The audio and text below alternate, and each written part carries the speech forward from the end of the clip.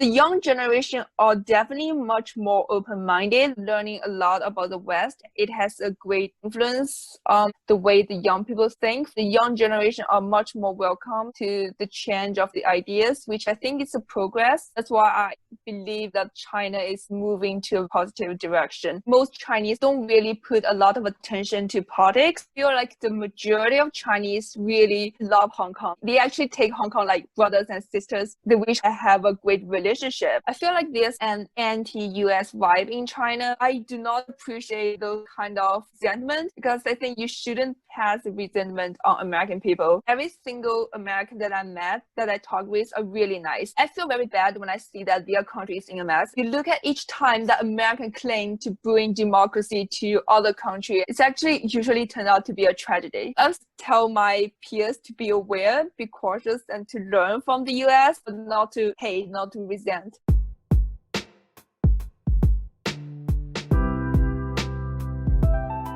Welcome back to part 2 of our Mainland Chinese episode of Soft Talk. Just to remind you guys, today we have Christine with us. She is a student at Xi'an Jiao Tong Daxue. Before we start, please remember to subscribe to our channel and press the red button below. Like the video by giving a thumbs up. Share the video with your friends and family members. Without further ado, let's begin with the first question. So do you think that China and the Chinese society has changed very rapidly and significantly in recent years? Are there aspects of the Chinese way of life which have been transformed apart from the economic side of things? And how different is your generation of Chinese youth from the previous generation of Chinese people? Is there a significant cultural gap? As a Chinese living in China, born and raised in China, I honestly don't feel a lot of changes because those changes are happening consistently, gradually around me.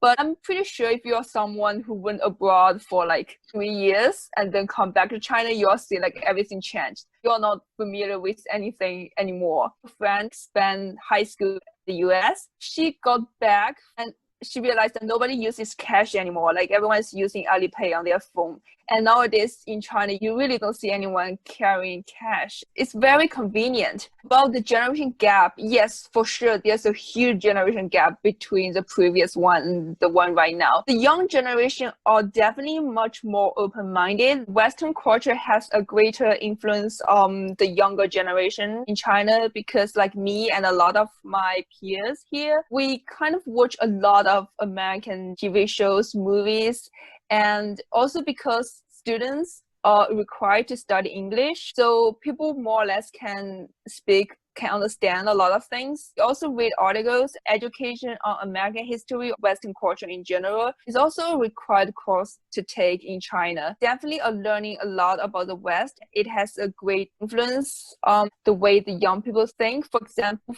LGBT. I can't deny that the Chinese, especially the older generation, their thoughts are pretty conservative. That's because of the history and because of the culture. And usually people are not very open-minded to these kind of things, but the young generation are much more welcome to the change of the ideas, which I think is a progress. That's why I believe that China is moving to a positive direction. I think what you said was really true because recently I was watching a YouTube video. The YouTuber actually said that Chinese students probably don't know who Napoleon was. And I think that to us, at least, sounds really ridiculous because I think in many ways, Chinese youth understand the West a lot better than the other way around. Yeah, exactly. I think many of the people in the West don't really understand China. So it's not a two-way street. One of the reasons why the Westerners have so many prejudices against China is because they simply do not understand. They don't even try to understand. And I think the same actually applies to Hong Kong people as well. I feel like the Chinese students definitely have a much more positive mindset in this regard because they actually are curious about the West and they would look at the West and the East in an objective way. So I think that's really good.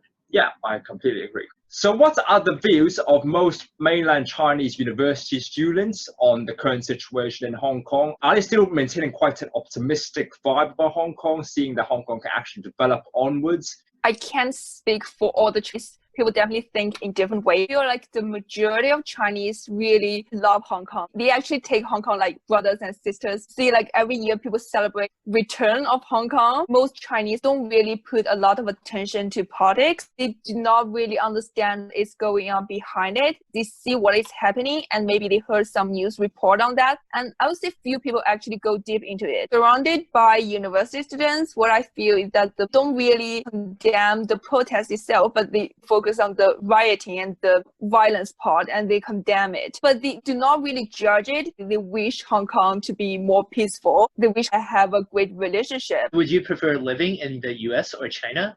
Did you feel secure and safe during your time at Pennsylvania? And are there relevant experiences you could share with us?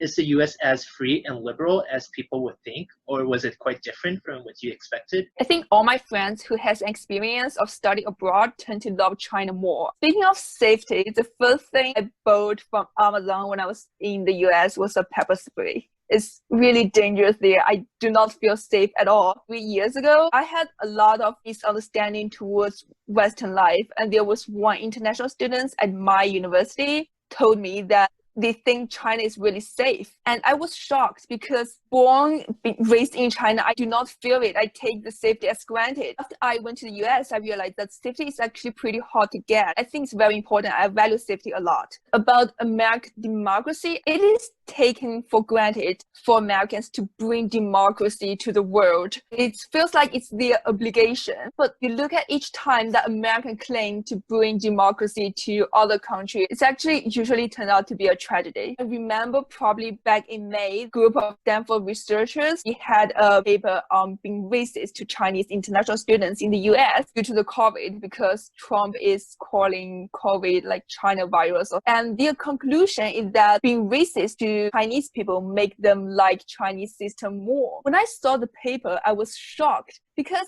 of course, why would the one bullied like the bully, right? Then I see researchers, economists say, if we want to bring democracy to China, we have to be nice to Chinese international students so they can bring the ideology back to China. And it's kind of scary to think that even academic researchers believe in their value. They take it as absolute truth. They don't even doubt that if there's something wrong with the democracy, that they just want to bring it to the world. So in the West, a lot of people are judging that China do not have the free speech because they think that the government is censoring all the articles or all the information that can reach to the general public. I think there's always a balance. Could you call spreading posts without evidence or spreading conspiracy theories that are potentially very harmful of free speech? That's why in China, you don't see those people fight against wearing masks. So when I was in the US, everyone I talked to acknowledged that their media is biased. And I was like, if you do not even believe in their coverage on the US news, why would you think that their reports on China is truth? I think sometimes that they believe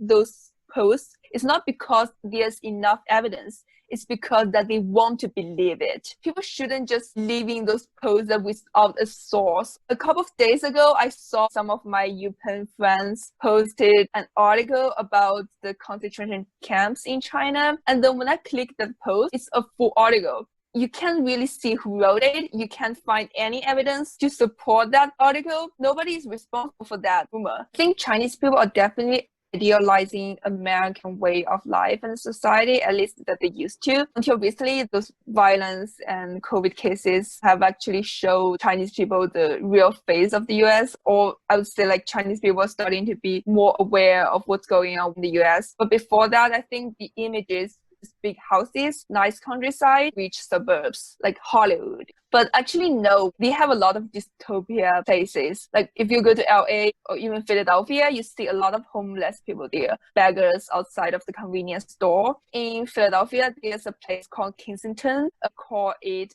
the Walmart of heroin. I was in a car when I passed that place, and there's like needles everywhere. People die there just on the street every day. I was shocked because that's the greatest country in the world. Americans know that this is happening, those huge inequality. They're not making any progress on that. I have something from my personal view that I want to share. I feel like there's an anti-US vibe in China. Of course, there's one in the US. Whole country is antagonizing China. I see some people are floating happy that America is in such a mess right now, which is understandable because Nancy Pelosi once said that Hong Kong's writing are very beautiful. I do not appreciate those kind of resentment because I think you shouldn't pass resentment on American people. That's the truth. There's just stupid and ignorant people everywhere. But when I was in the US, every single American that I met, that I talk with, are really nice. They're nice people. They are very friendly to me. I feel very bad when I see that their country is in a mess and their life is influenced by the crisis. And you just hope that they're gonna get better soon. I just tell my peers to be aware, be cautious, and to learn from the US, but not to hate, not to resent. So this marks the end of our video. Thank you very much for tuning in to watch today's video. And also thank you very much to Christine for coming on to our show. It's really a great pleasure to have you on. Okay, so see you guys in the next episode. All right, bye.